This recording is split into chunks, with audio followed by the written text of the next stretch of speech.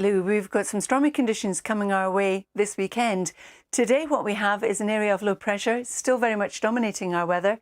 It's very slowly moving in the direction of the North Sea, but hardly an isobar in the centre of it, so any showers in there are going to be heavy and prolonged, some of them merging to give longer spells of rain. Whereas further south, the isobars are closer together, so it's breezy. So any showers across England and Wales that develop will quickly move from the west to the east, being blown on that breeze. So some heavy thundery downpours. The Met Office has a yellow weather warning out for this. There is the risk once again of some localised flooding. The white circles that you can see indicate the average wind speed. So the gusts, of course, will be a little bit higher than that, especially as we come further south. But in between all of these showers, we'll have bright spells, meaning at times areas of cloud around, but equally there'll be some sunshine with highs up to 24 degrees. Now, through this evening and overnight, we still will have some of those showers. Some of them will still be heavy, but some of them will also start to fade. Some lengthy clear spells coming in across England, Wales, parts of Northern Ireland and Scotland, and temperatures similar to the night that has just gone. So tomorrow, our low pressure edges into the North Sea. We've got a transient ridge of high pressure, but this is a potent area of low pressure coming our way. It's deeper than we'd expect at this stage in August, and that's what's going to bring the wet and windy weather. But before it arrives, on Thursday, a lot of dry conditions, a bit more sunshine than we've seen of late. Fewer showers across Scotland, but there still will be some, and it won't be as windy. But through the day, as the system approaches, the cloud will start to build. We'll see some showers ahead of it as well, and the sunshine will turn hazy. So here it is. It's a deep area of low pressure for August. It's going to move from the southwest, careering steadily northwards. There will be a lot of rain on it. Most of us will see this rain.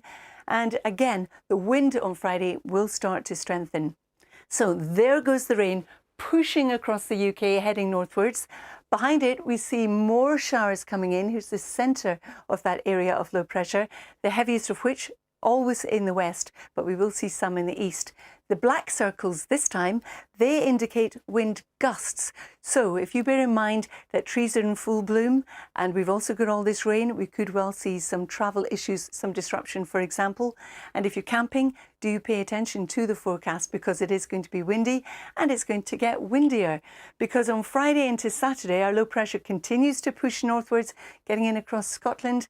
But look at its southern flank and the squeeze on those isobars across England and Wales. So in summary, what's going to happen on Friday and Saturday: heavy rain with strengthening winds on Friday. Saturday, there'll be some gales around for England and for Wales. Lou and Dan. Well, Carol, thank you very much. Dan, the conditions are changing. We're going to see some stormy conditions later on tomorrow and in through Friday and Saturday, which could lead to some issues with events happening, with travel arrangements, for example. So do keep tuned to the forecast. Now, what's happening today is we've got low pressure still very much dominating our weather. It's brought a lot of rain across Scotland overnight. More to come today because it's not moving very quickly. As you can see from the centre of that low pressure, hardly a breath of wind. But once again, today is still quite breezy across England and Wales. So if you catch a shower, and they're likely to be moving west to east, they will rattle through quite quickly. Now, some of the slow-moving showers across Scotland will merge, so you'll get prolonged spells of rain. They'll be heavy and also thundery in places. But in between all of this and all the showers, including Wales and Northern Ireland, well, there will be some sunny spells. Temperatures today getting up to about 24 degrees in any prolonged spells of sunshine. Now, through this evening and overnight, we hang on to still some of those showers, particularly in the northern half of the country, across Scotland, parts of northern England. But there'll be a lot of clear skies and a lot of dry weather, and temperatures falling down to roughly the same kind of levels as we saw on the night just gone. Tomorrow then, we start to lose that area of low pressure, still quite close to the east of Scotland, so here we'll see some showers. A ridge of high pressure builds across us, but then we've got this deep area of low pressure coming our way, deeper than we'd expect at this stage in August. So still some showers tomorrow across Scotland, the wind coming down from the north, a lot of dry weather with the odd shower elsewhere, some of them coming in across the English Channel. The cloud will build ahead of this system coming in, which means the sunshine will turn hazy, and then we see the cloud and showers associated with this area of low pressure coming in by the end of the afternoon. So if we follow the track of that, it comes in from the southwest and it progresses steadily northwards. There'll be a lot of rain in this, we'll all see some of that, and then behind it, you can see from the isobars, it starts to get quite lively. So there goes the rain moving across England and Wales into Scotland and Northern Ireland, followed in hot pursuit by further spells of rain, especially in the west. This is where we think it's going to be the heaviest. And these circles you see indicate the gusts of wind that we're likely to see. So strong gusts of wind there. That also is worth, excuse me, bearing in mind because of course trees are still in full bloom. And if you're camping, it could lead to some issues for you as well as travel disruption. So Friday into Saturday, it continues to migrate northwards. On its southern flank, look at the spacing in the isobars. They really are squeezed. So on Friday, what we've got, some rain coming in. Some of that is going to be heavy. The wind will be strengthening. But on Saturday, for England and for Wales, we are looking at gales. Dan and Lou. Well, there's lots of things we need to look out for. Morning. Absolutely right, Lou. Yes, good morning, everyone. Today, first of all, we have an area of low pressure. It's produced a lot of rain overnight across parts of Scotland and will continue to do so across the Highlands and Grampians, for example, today.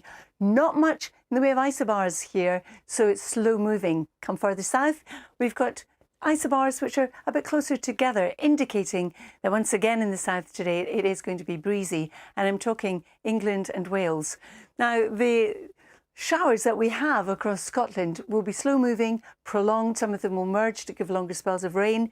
They're going to be heavy and thundery. The showers across Northern Ireland, England and Wales will move from the west to the east. Not all of us will catch one. And in between all of these showers, there will be some bright or sunny skies. Temperature 16 in the north to 24 as we come further south. Through this evening and overnight, many of the showers will fade, but we'll hang on to them across parts of northern Scotland. Some clear skies and temperature-wise falling to similar levels as the night that has just gone, so about 11 to 14. Now, as we head through tomorrow, our low pressure drifts away into the North Sea.